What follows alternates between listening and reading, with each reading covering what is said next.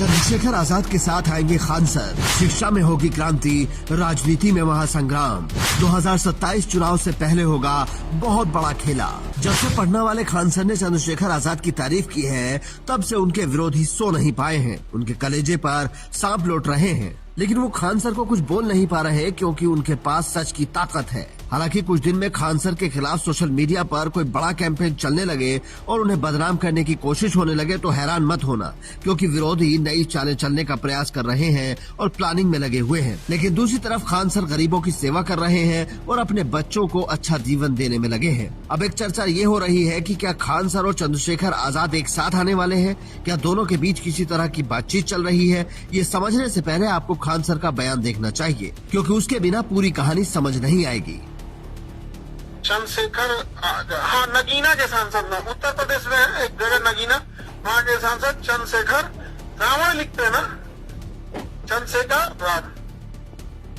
Azad Samaj party है ना उनकी, है उनका अपना पार्टी। देखो, इंडिविजुअल सांसद वैसे भी बहुत बोल्ड होते हैं, क्योंकि पार्टी का गाइडलाइन नहीं फॉलो करना है, पार्टी का गाइडलाइन फॉलो नहीं करना भैया। इंडिविजुअल सांसद है वहां पर, और दूसरा वो इंसान भी क्रांतिकारी है। आप लोग मिले हैं। खान सर की बातों को आप ध्यान से सुनेंगे तो समझेंगे कि वो चंद्रशेखर आजाद के कामों से प्रभावित हैं, वरना आपने उनको किसी नेता के बारे में ऐसा बोलते हुए कम ही सुना होगा। वो ज्यादातर नेताओं की आलोचना करते हैं क्योंकि नेता काम ही ऐसा करते हैं। लेकिन चंद्रशेखर आजाद को अगर वो क्रांतिकारी बता रहे हैं तो इसका मतलब है कि वो मान रहे हैं कि जो आंदोलन चंद्रशेखर आजाद करते हैं वो सही दिशा में है। इससे उन लोगों के मुँह पर भी तमाचा लगता है जो कहते हैं कि चंद्रशेखर आजाद युवाओं पर मुकदमे लगवाता है, जबकि सच तो ये है कि राजनीति घर में बैठकर नहीं की जा सकती।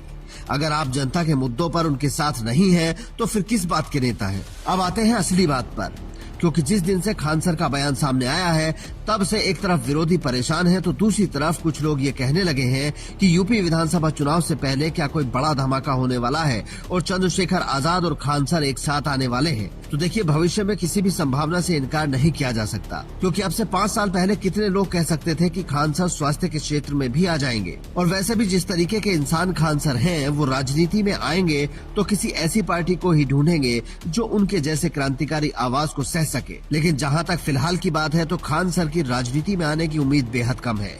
हाँ, ये हो सकता है कि किसी और रूप में ये दोनों एक साथ नजर आ जाएं। हो सकता है कभी खान सर की क्लास में चंद्रशेखर आजाद दिख जाएं, या हो सकता है किसी उद्घाटन में दोनों साथ आ जाएं, या फिर ये भी हो सकता है कि किसी सामाजिक काम में दोनों एक साथ नजर आएं। लेकिन राजनीतिक तौर पर जल्दी कुछ होने की उम्मीद नहीं है। लेकिन जो कुछ उन्होंने चंद्रशेखर आजाद के बारे में बोला है वो एक लकीर साबित होगा, ये कहने में कोई संकोच नहीं होना चाहिए, क्योंकि खान सर जैसी फ्री वॉइस अगर किसी के बारे में भी कुछ कहती है तो उसको सुना जाता है। लोगों को पता है कि वो किसी के बारे में बिना जानकारी और रिसर्च के कुछ नहीं कहते।